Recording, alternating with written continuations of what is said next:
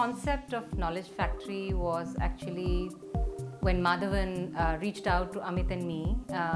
It was just almost like its time had come, because we felt that there was such a strong need for people who wanted to be involved in being a part of the change in the country or wanting to become better individuals. They had to learn more.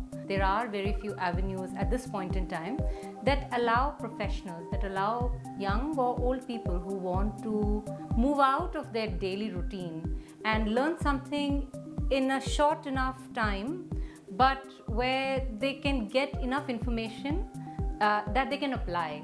So we felt that firstly the information needs to be given by practitioners. I think that was very important.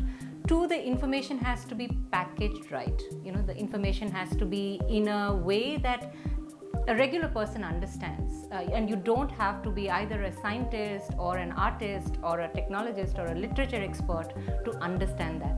So that was the second thing. And the third thing, that we wanted to make it all fun. We wanted that people should come together, and the aim is to not, you know, like typically how it happens in conclaves and other places like that, where conferences become meeting places only, where all you do is network or go away, or the topics are, you know, discussed in so much in detail or so dry and bare that people very soon get bored.